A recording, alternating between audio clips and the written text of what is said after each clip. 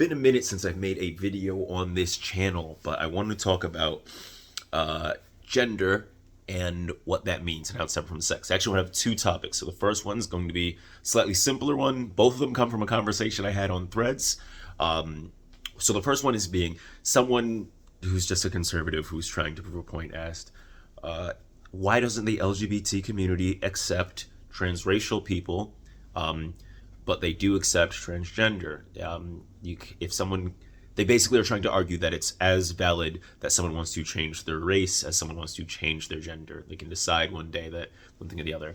My response to that, of course, in the comment was, well, for one, race and gender are largely different things. For one, your race is, there's a couple of descriptive terms. Race and ethnicity are largely descriptive factors of where was your family lineage from over some long period of time, right?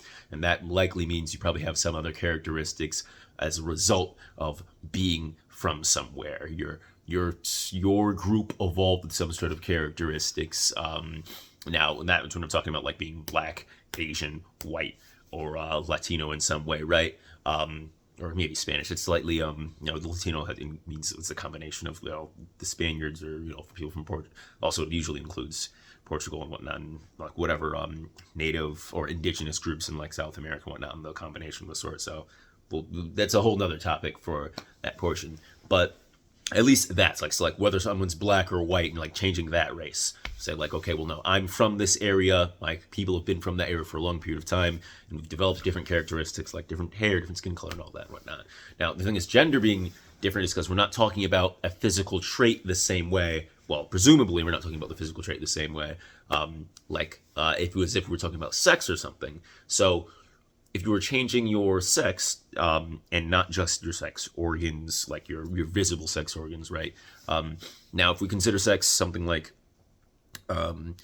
your organs, so either you have a penis, and testicles, or a vagina and ovaries and certain size breasts or whatnot. There's the physical ones that you can see very easily, and those are the ones that'll change via having a top or bottom surgery. But then there's, whatever your chromosomes, your gametes, and there's some other other things that are changed as a result of being born with whatever chromosomes and stuff. So there are some physical markers that do exist in reality that, at least as you've grown up an adult, some can be physically changed. Can't change your chromosomes, can't change your gametes, obviously. But we're talking about gender. That's one thing that at least the expression can change, right? Now, the way I usually am using the word gender, I'm talking about the expression of certain characteristics as it relates to sex. Not necessarily, I'm not always talking about the internal experience of gender all the time when I'm using that. But especially, I feel like it's a useful term because it's how another person interfaces with you, how you want to be perceived, how you want to interact with other. I think that's a really big part of gender. And question would be like, do you still have a certain gender? If you're the only person alive, what does gender mean? But like, yeah, but what does every other personality concept mean if you're the only person alive? So that's maybe not that useful question. Point is, one of the main things I usually talk about when talking about gender is characteristics. Presentation is one part of it. So people like to change their pronouns or their name often because that's part of the presentation, the experience. You want to have a more masculine name because we know we have certain names that are associated with certain genders. And we'll just talk about the associating is a really important part. So like sex and gender are connected, but we don't necessarily use them as the same thing. I know at a point, gender and sex were synonyms. Currently, that's not how we use the terms. And that's something I like to inform people every time I talk to them. It's like, yes, they were synonyms at a point. Right now, we're using gender to describe mostly, but not mostly, but we're described for one, the expression and how someone presents themselves, how they live, how they view themselves internally, and how they express themselves externally. Both of those two things, and those things are usually related to someone's sex. So, like, I born as a man and live as a man, right? I generally do most things that happened that fit pretty reasonably as the average guy would do. Like, I don't do anything that's I don't really care to be gender conforming in any way, but I'm not doing very feminine things ever. I don't think there's in much capacity, unless you have like a really Andrew Tate view of masculine and feminine. Like I can't be nurturing and caring in some way. I have to be macho fighting people all the time. But if you have a reasonable understanding of what sex and gender is, then yeah, I fit pretty concretely succinct in as what the expectation of what a man would be. Now, Again, since we talked about what expression can be, like you can change the way you choose to express yourself. The question might be, can you change the way that you internally view yourself? It's a little shakier, but like, so when I say someone can change their gender, I think that came up. That there's another conversation that'll come up a little bit later. We'll get to that at the 10-minute mark. But like, so I'm saying, like, someone changing the way that they express themselves and present themselves. That's kind of the point when I said change. I don't think I wanted to argue that you're something that you're changing or whatnot. Somebody else responded, "How do you not see that that's hypocritical? So you can change, you can't change where you're born, but you can change your sex."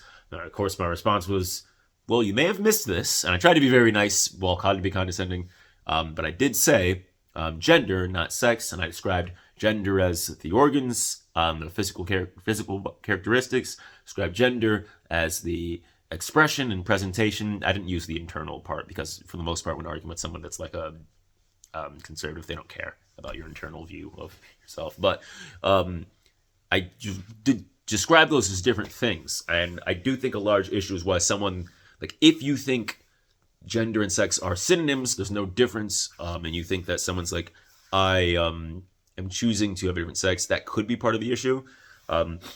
But it's hard to even imagine that that's the real issue with someone who's not okay with someone being trans. Like when you see someone say like, "Hey, I want to live as a man," or "I want to live as a woman," and that's, in my opinion, that's different than saying I am a man or a woman. It's like, because from their position, I'm pretty sure they're saying I am a man and I am a woman and I've been this whole time. I would like to live that way.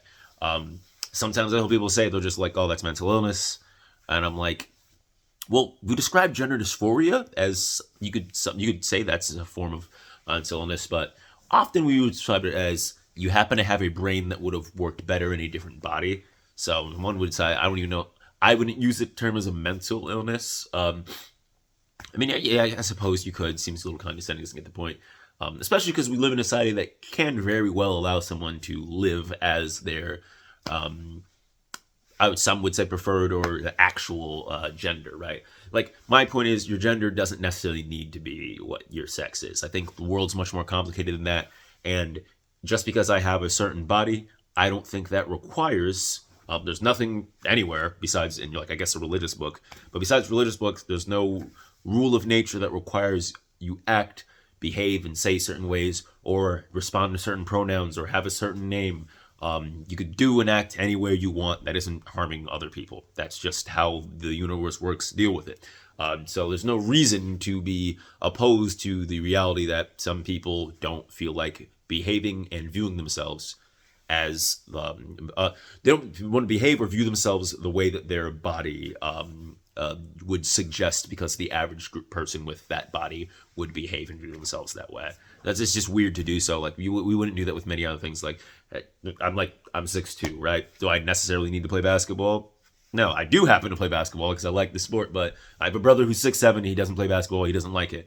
Does he need to do so because people who are tall happen to normally do this thing? No, let's be unreasonable. Well, he doesn't like basketball. He was like, oh, it's a waste. Yeah, so what? Now, obviously, sex and gender are more complicated than that, but the general point is you don't have to be what your body is. You're more than what your body is. We're our brains, more first and foremost. And our brains want to live a certain way. We should be allowed to do so. Even if you didn't get it, I honestly don't understand what there is not to get. Actually, no. I understand what there is not to get, but I feel like it's for lack of effort to understand, and there's some blockers and there's defensiveness. Now, time to switch to the other side. Somebody else commented who had a slightly different position than me. When they said they saw a thing when I said change, they'd be like, well, no one changes their gender. It's something that's determined at birth. And that's where I took some issue. Is like, I don't think it hasn't been, at least I didn't find anything. And if anybody in the comments sees anything, they can point me to whatever papers, whether it's I prefer some form of some sort of analysis that's slightly more scientific than just an opinion piece. Because this is an opinion piece, and why does my opinion matter? If you could have some data to back something up to prove it, it might be hard to do so. But if you can find any data that suggests that gender and sex are predetermined exclusively, for one, by your birth, that would be great. So my argument is that likely it's not. It seems like, for the most part, personality traits, personality characteristics, instead of personality traits. People usually think people don't really like to map personality traits as much as things like personality characteristics. It means the same thing, but it doesn't really matter.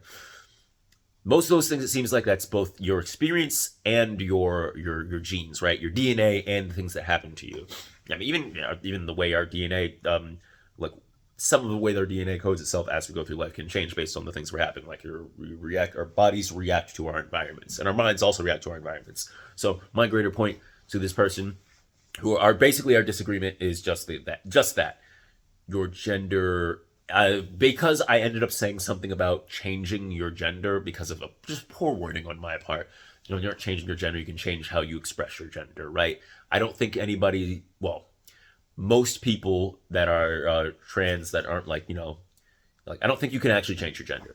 How do you change how you are internalizing or you're viewing it? Maybe. Do you try and figure it out, and does that change how to express or how you describe it? Maybe. But I don't think people are changing their gender. However, I don't think its gender is hard determined at birth. Like I think that's a vast simplification of how a human brain works, and this person seems to disagree. Then they seem to bring up they ended up becoming the simple-minded perspective because I think they had an open-minded perspective to a point and then didn't bother to learn any sooner. Because I was saying like, well, it doesn't seem reasonable to assume that gender and sex is determined at birth. Saying like, well, I don't know. Oh, it's like I was saying like it's something that's like nurture. They assumed when I was saying nurture that it's like, well, it's not like they grew up with no non-binary people around them and they still are non-binary. I'm like, okay, great. Now, I don't know if you guys believe this same position, but I don't think that's reasonable to assume we only develop characteristics that we are directly interacting with or hearing of. I mean, of course, they had to at least hear the term non-binary at some point to label themselves that. Now, to live and express themselves that way, they never needed to hear the term. They could have already said, like, I don't associate with this or this. I'm something unique unto itself, and then found out later, oh, there's a term for that. Of course, that can happen, of course. My point isn't that you see a non-binary person, you see a gay person, and like, oh, or you don't have to even think it, but like you're not like subconsciously seeing gayness or transness, and then you're downloading gayness and transness into your brain necessarily. My point is, because I'm assuming, and this is an assumption, that gender and sex are much like every other part of how a person develops and becomes an individual and gains their identity. Their experiences are part of that factor. Now, I'd argue gender probably more than sexuality is probably something that's nurtured more than nature. Only because it seems like there are less complicated things have to go into determining what makes you aroused or attracted to somebody. I mean, like, it's this the biological imperative to reproduce is, generally why someone can get attractive, and everything else falls secondary, or not secondary, but it falls after that, right? Like the need to reproduce, let's see, we get horny, so we reproduce, when we get creating relationships in which someone maintains a long commit with someone are easier to form connections and protect, and like it's easier to protect young if people work together to try and do so, and it's even easier to do so when large groups did so. So like the amount of communities that worked in large groups, where it's, of course, there's the people who give birth to the child, but then the other family members and the other individuals in a community, in a cult, in a group of whatever society, whatever you form to take care of things. That's evolutionary beneficial. So my argument is that something like sexuality might be closer linked to that, because it's a step, what you're attracted to sexually at the very least can be more closely related to like how your body's responding to a very base core thing like reproducing.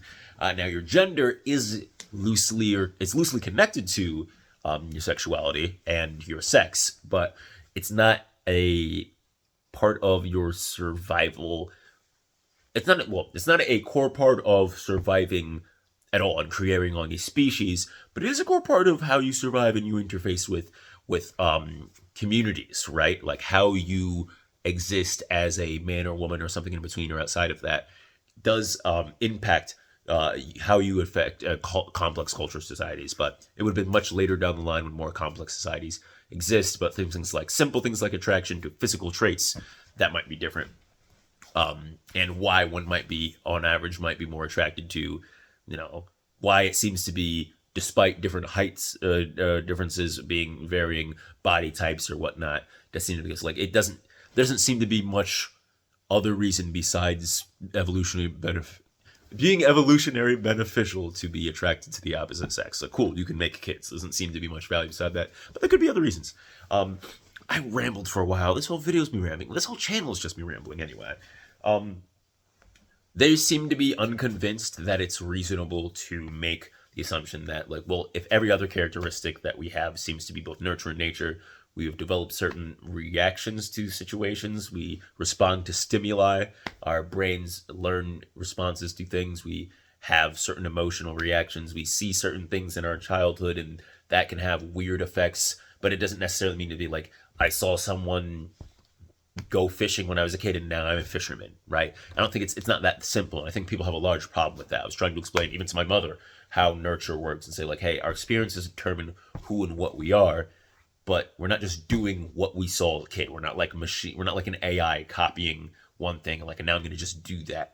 There are more factors. So much happens in a brain when we experience something. It's being compared to previous experiences, other stimuli. There's things, so many things happening when you're having experiences. A visual, there's a temperature, there's a smell, there's a taste, there's a context.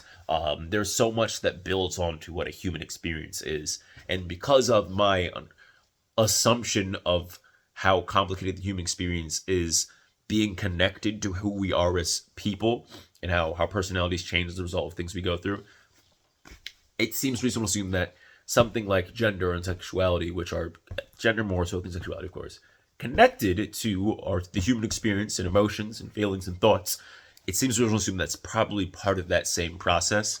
Now, it could be we can find a marker in the brain that all of the time, I don't know if that's even possible. We can find something in the brain that you see this kid's always going to be gay.